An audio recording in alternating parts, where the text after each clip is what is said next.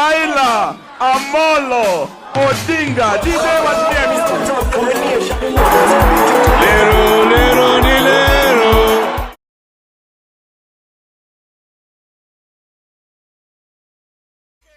Alafu mama atakuja, Wajakoya na wale wengine. Muko tayari kukaribisha baba? Muko tayari kukaribisha baba?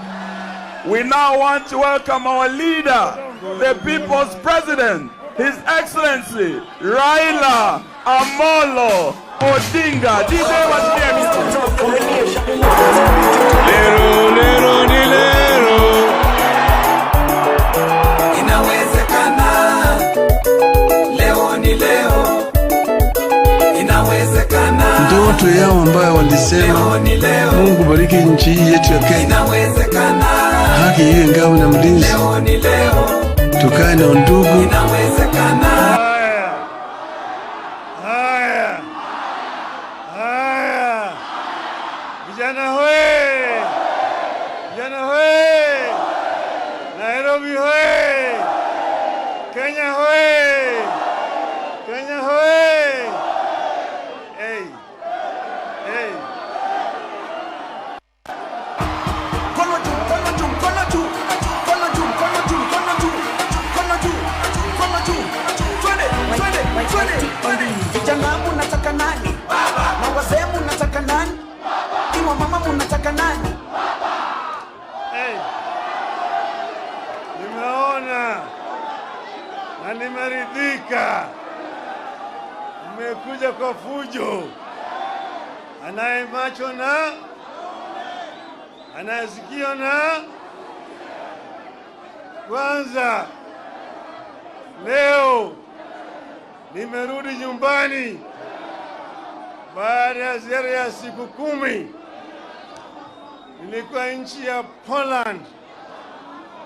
Poland, katika mji unaitwa Gdansk. Hapo kuna mahali bandari pale ambaye mtu anaitwa Lech Walesa alianza mapinduzi kule Poland, na hiyo mapinduzi ikatoa serikali katika nchi ya Poland, Urusi na Ulaya Mashariki yote. Sasa Bwana Walesha amenituma na salamu kwenu. Mmechukua? Mmepokea? Mmepokea? Pili, ya Ulaya, kwa sababu yeye hayuko na sisi hapa, ametuma salamu. Pia ndugu yetu Uhuru Muigai Kenyatta ametuma salamu. Mnapokea? Mnapokea? Leo ni siku muhimu sana. Tunapanda sasa leo katika awamu ya pili ya mapinduzi katika taifa letu.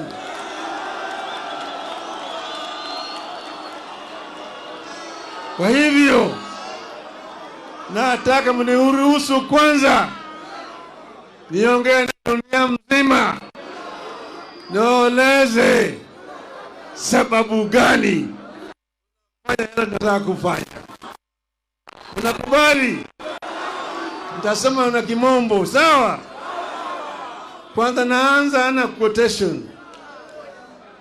And withhold justice from the oppressed of my people, making widows their prey and robbing the fatherless. What will you do on the day of reckoning, when disaster comes from afar? To whom will you run for help? Where will you leave your riches? Unquote. That is Isaiah chapter 10, verses 1 to 3.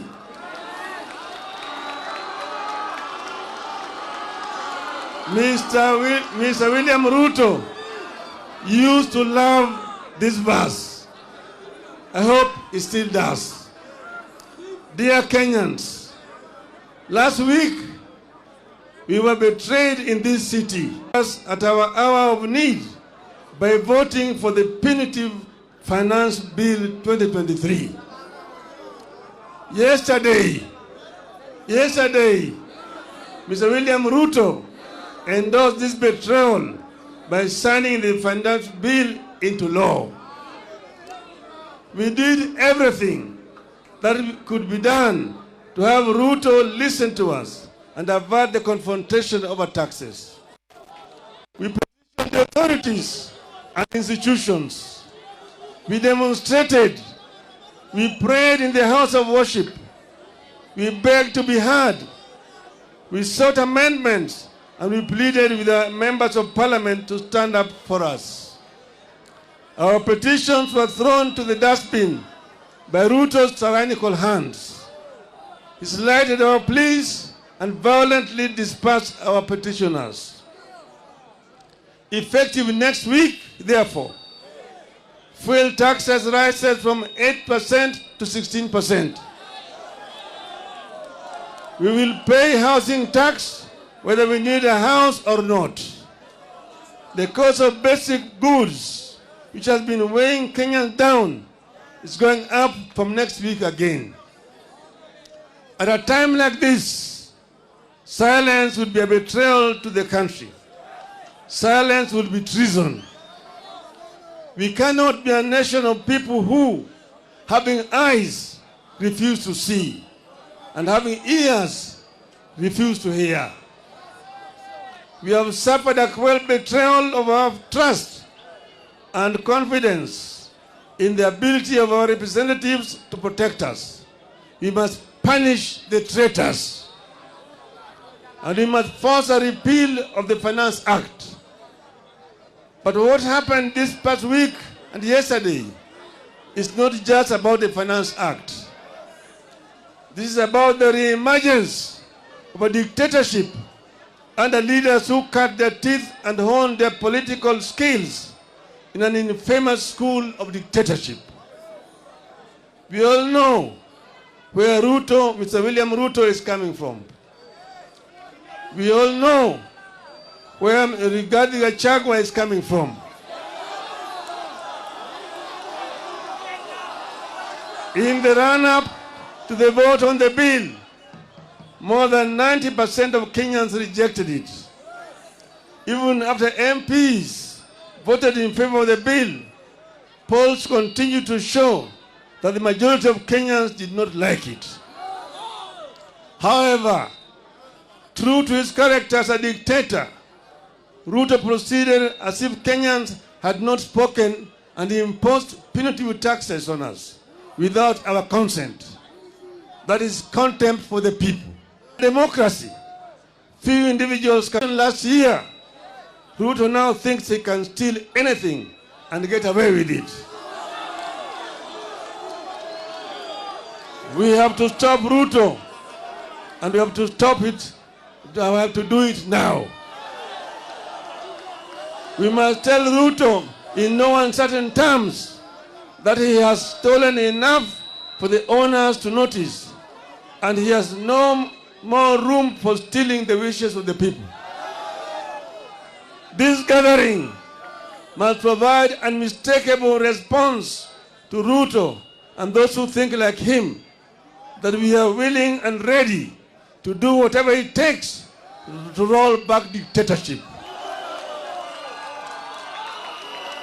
This gathering must make it clear to Ruto and all those who are nostalgic about the dictatorship of the past that they will pay a heavy price for their unfortunate experiments.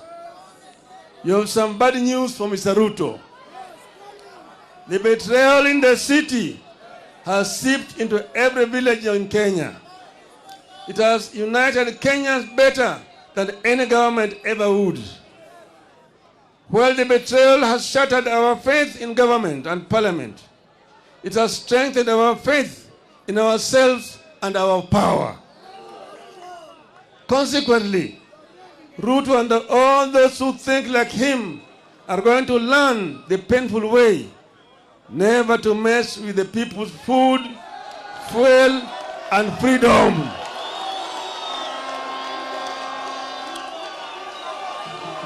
Hello? Ruto and his ilk are going to learn the hard way that Kenyans are fed up but not helpless.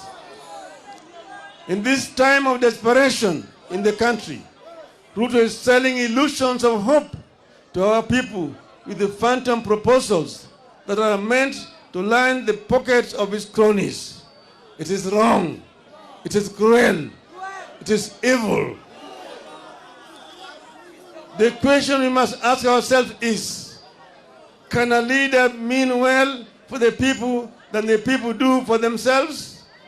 The answer is no. Kenyans must not trust that insider smile that Ruto wears. It is betrayer's kiss. If Ruto meant well, he would have listened to the people. He did not, and now we must fight. Fellow Kenyans, comrades, a regime that has so blatantly ignored and betrayed us does not deserve our delegated power. We are taking back our sovereign power. We are going to the trenches ourselves to fight for ourselves. This regime does not deserve our obedience. We have no obligation to work for the success of a regime that has no interest in our success. We are the people. Sitasimama maovu ya kitawala, sitasimama maovu ya kitawala. Hello? There's no other option left. We must fight. We are going to fight everywhere and anywhere until the Finance Act is repealed. We will adopt a series of acts of civil disobedience.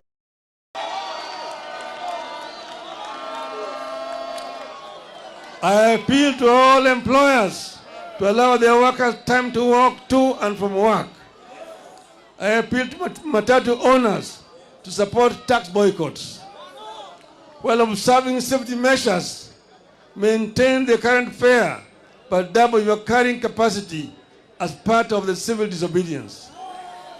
Our police officers should support our call by allowing matatus to carry above capacity at current costs so that Kenyans can commute. Niko tayari kulipa gharama sita. Hello?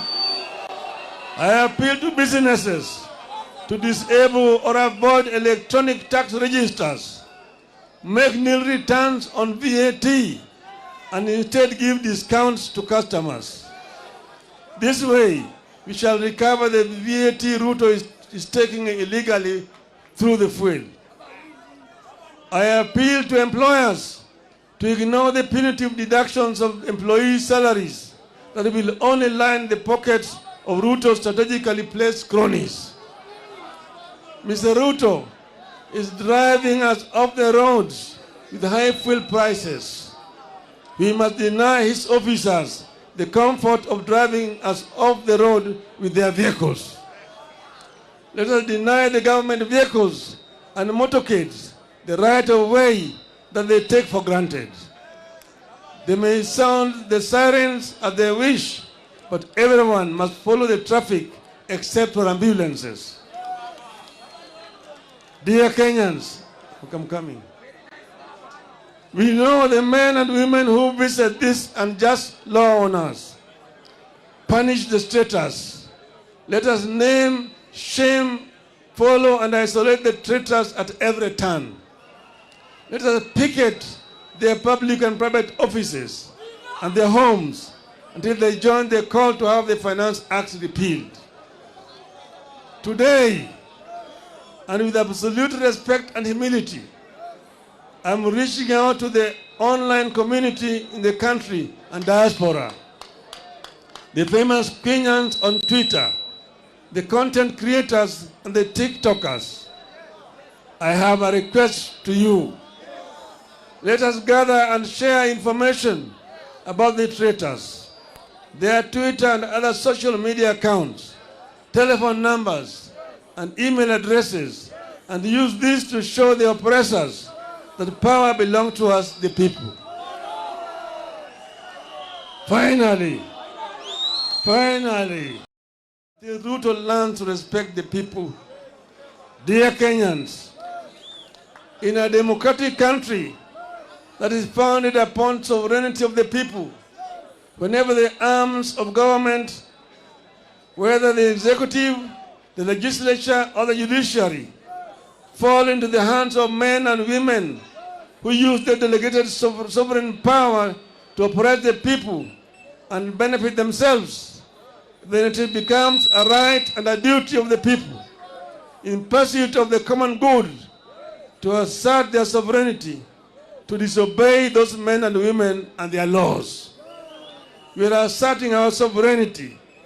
Civil disobedience begins with personal actions. We begin today, and we will continue progressively, discreetly and publicly, culminating the official start of massive countrywide demonstrations.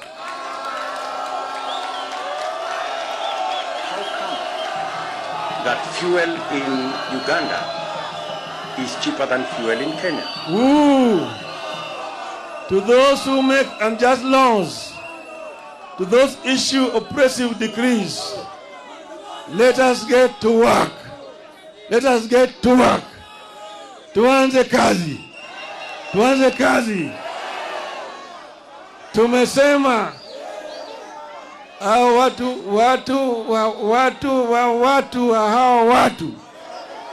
wamesaliti jamii ya Kenya.